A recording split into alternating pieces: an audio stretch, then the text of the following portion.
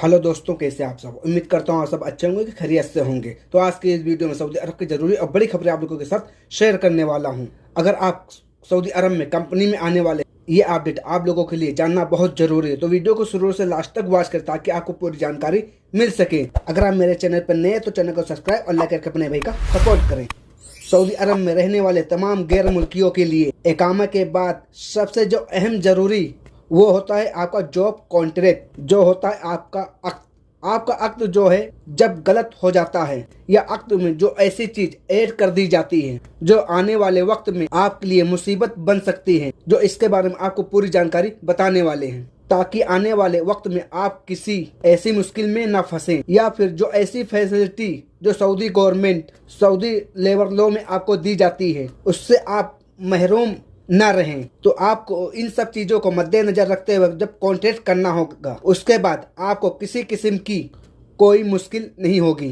Contract के हवाले से कॉन्ट्रैक्ट का राब्ता जो रहता है जो इकामा से पहले स्टार्ट हो जाता है, यानी सऊदी अरबिया में जब आप नई जॉब स्टार्ट करते हैं, नए वीजा पे सफर करते हैं, तो पहले आपको इकामा की खबर नहीं होती है। इकामा से पहले आपके साथ कॉन्ट्रैक्ट किया जाता है, लेकिन बहुत से लोगों का यह रहता है कि इकामा के बनने के बाद कॉन्ट्रैक्ट होता है, लेकिन ऐसा नहीं होता है। इकामा से पहले कॉन्ट्रैक्ट किया जाता है जिसको कहते हैं जॉब कॉन्ट्रैक्ट। तो उसमें कई चीजें मेंशन की जाती हैं, तो उसमें जो चीजें लिख दी जाती हैं तो वहां से आपको एहतियात बरतना बहुत जरूरी है। तो अदरवाइज अगर आप मुश्किल में फंस सकते हैं तो सबसे पहली चीज अहम आपका होता है प्रोबेशन पीरियड। तो उसमें आपको 90 दिन का टाइम मिलता है जो कॉन्ट्रैक्ट पे लिखा हुआ होता है। तो उसमें तो आपको ये नहीं देखना है कि सिर्फ आपकी कंपनी या कफील के पास राइट है कि 90 दिन के बाद यानी 90 दिन के अंदर अंदर आपको टर्मिनेट करना चाहे तो वो कर सकते हैं, लेबर लॉ इसकी इजाजत देता है। लेकिन दूसरी तरफ आपके पास भी ये राइट है, लेबर लॉ आपको भी ये हक देता है कि अगर आपको वहाँ पर काम पसंद नहीं है तो 90 दिन में आप उस कफील कंपनी को छोड़ सकते हैं, आप वहाँ से रिजाइन भी कर सकते हैं। लेकिन अक्सर लोग कॉन्ट्रैक्ट के ऊपर ये चीज मेंशन होती है, जो वो चीज आपके लिए बहुत ही नुकसानदेह होती है।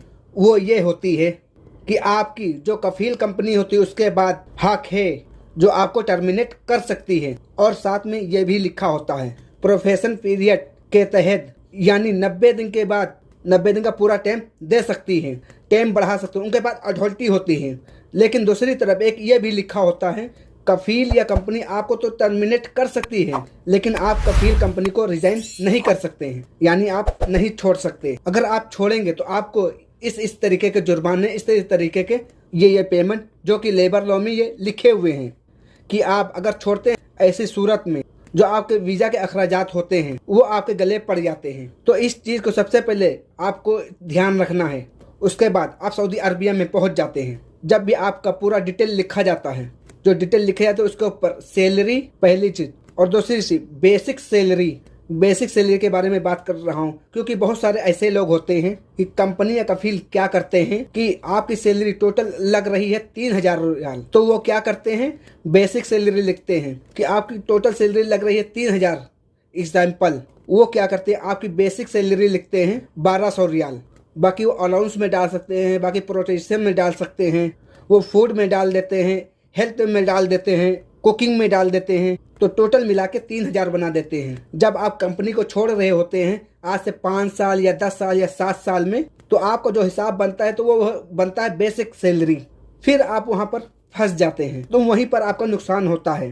तो इसलिए इसमें इस चीज का ध्यान रखना बहुत जरूरी है। तो इस चीज का आपको जरूर ध्यान रखना चाहिए कि आपकी बेसिक सैलरी जो है वो मैक्सिमम होनी चाहिए। फिर उसके बाद जब आप वो दूसरी चीज लिखते हैं टाइम पीरियड, नए कफील कंपनी के साथ कॉन्ट्रैक्ट कर रहे हैं या आप नए वीजे पर सफर कर रहे हैं, या आप सऊदी अरबिया में नए कफील कंपनी के पास साथ हैं और उसको छोड़ के दूसरी तरफ जाना चाह रहे हैं, तो उसमें जो है आपको जो टाइम मेंशन करना होता है, लिखना होता है, यानी तो उसमें मिनिमम टाइम मेंशन करें। मसलन अगर आप कॉन्ट्रैक्ट कर रहे हैं किसी दूसरी कंपनी के साथ तो उसमें आप लिखेंगे 1 साल का कॉन्ट्रैक्ट है, 2 साल का या 3 साल का। लेकिन क्या होता है कंपनी क्या करती है कि आपके साथ 5 साल 10 साल का कॉन्ट्रैक्ट पे साइन करवा लेते हैं। उसके बाद एक और अहम चीज है कि कॉन्ट्रैक्ट अगर आपका बाकी है, कॉन्ट्रैक्ट चल रहा है, अगर आपको नकल कफाला दूसरी जानिब करना है यानी दूसरी तरफ करना है, तो ऐसी जानिब आप लेबर लॉ के मुताबिक दूसरी जगह पे नकल कफाला नहीं कर सकते हैं। लेकिन यहीं पर आपको ऐसी चीजें दी जाती हैं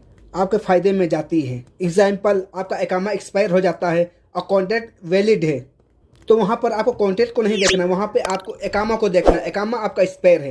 अगर आपका एकामा एक्सपायर हो गया तो ये समझे कि हर एक चीज़ कैंसिल हो गई है। तो वहाँ पर आप जो मर्जी हो कर लें। तो वहीं पर आप नकल कफाला करा सकते हैं बिना कफील कंपनी के मर्जी की।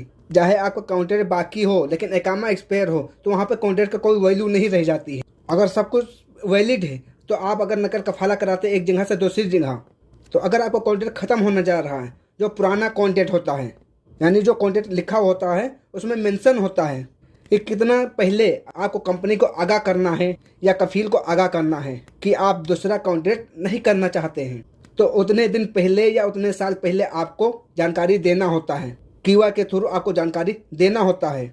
अगर आप जानकारी नहीं देते हैं और आपको पुराना ख़त्म होने के बाद में तो नया ऑटोमेटिक आपको कॉन्ट्रैक्ट शुरू हो जाता है, तो वहीं पर आप उसी कंपनी में फंस कर रह जाते हैं। तो इस चीज़ को ज़रूर आप ध्यान रखें।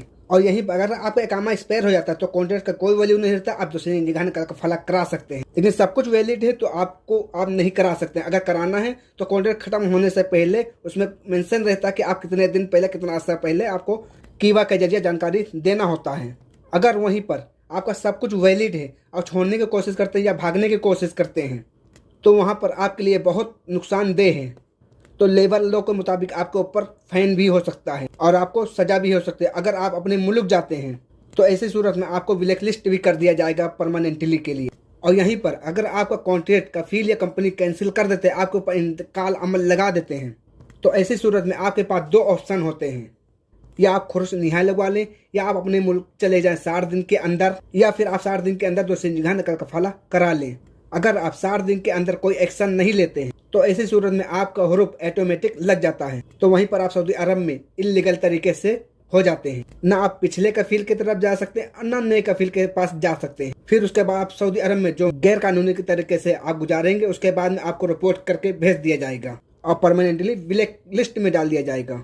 तो उम्मीद करता हूँ आपको ये जानकारी अच्छी लगी होगी। अगर अच्छी लगी है तो मेरे चैनल पर अगर नए हैं तो चैनल को सब्सक्राइब कर लें इसी तरीके की वीडियो पाने के लिए।